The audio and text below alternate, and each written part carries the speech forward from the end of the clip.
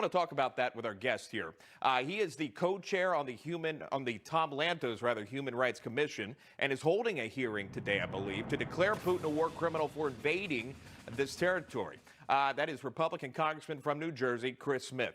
Congressman, good to see you, and thanks so much for coming on. So I kind of broke this down to help viewers understand exactly what war crimes are. What have you seen so far that Vladimir Putin has done? Have war crimes been committed?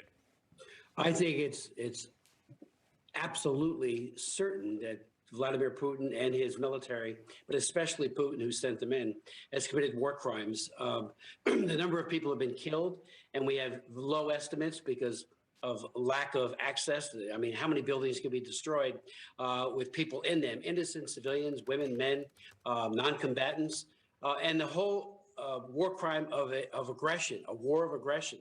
Unprovoked, absolutely unprovoked by Zelensky and by the Ukrainians. And in he goes with upwards of 200,000 troops and fighter planes and lots of missiles. And you did break it out very well.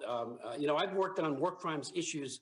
I've been in Congress now 42 years and worked on the Yugoslav court, the court for Rwanda, which sent Charles Taylor to prison for 50 years for his heinous behavior, as well as the Rwanda War Crimes Tribunal. And I tried to get one for Syria. I had hearings on it, actually had op-eds published everywhere, got a bill passed in the House, and we never got that one. So this time, we cannot fail to hold Putin to account for his outrageous violent behavior.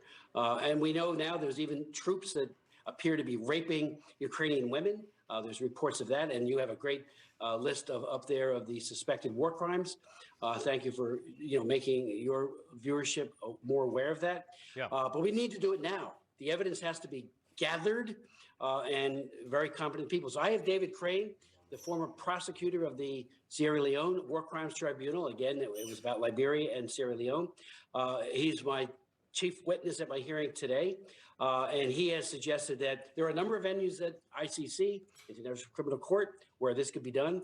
But there's also the, if the Security Council fails or there's a veto exercised by China and certainly by Russia, the General Assembly of the UN can authorize this. So we have an engraved invitation, I think, to hold Putin and others accountable. Congressman, it's interesting, too, because I'm sure you've seen with your constituents as well. The American people are pushing back on Putin. They don't want to buy any Russian products. They want to stop any type of dealing with Russia, no matter what they can. Even if it comes down to Russian vodka, they're stopping that. But congressionally speaking, back to you, you find war crimes against Putin. If this does happen, what does accountability look like? What would be the next step to essentially push back on Putin? Sure. It would be to first chronicle what he's already done, sadly what he continues to do, and to bring an indictment and then to prosecute him. Like other indictees, including for the ICC, the former head of Sudan is still at large. He has not been brought to justice, but others have. The Slobodan Milosevic, who caused the terrible loss of life from Serbia into Croatia and Bosnia. And I had met with him. He's now dead, but he was finally brought to The Hague for a prosecution. He couldn't believe he was there, just like the Nazis didn't believe that they were sitting in the dock during the Nuremberg War Crimes Tribunal or the Tokyo tribunals as well. So, once this is initiated for real, and that's what our hearing is trying to do, and I have a bill that I've introduced to try to accelerate this effort. Okay. It puts the crosshairs on Putin that he needs to be held accountable, and he needs to spend the rest of his life behind bars. Final question for you, really quickly. I gotta let you go.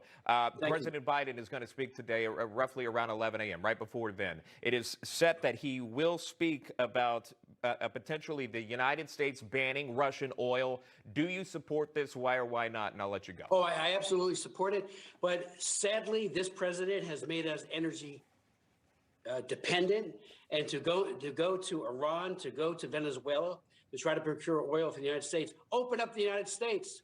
The pipeline was one of his most egregious policy failures. and I listened to Jen Psaki talk. Talks in circles. We went from energy independent under Trump to dependent under Biden in less than a year, which is outrageous. We need to become energy independent again, open up our opportunities here in the United States. That is Congressman Chris Smith joining us live. Congressman, thank you, Sean. Yeah, thanks for sharing that. I do appreciate it. Appreciate that. The hearing's at 11 o'clock, by the way. Got it. We'll be watching.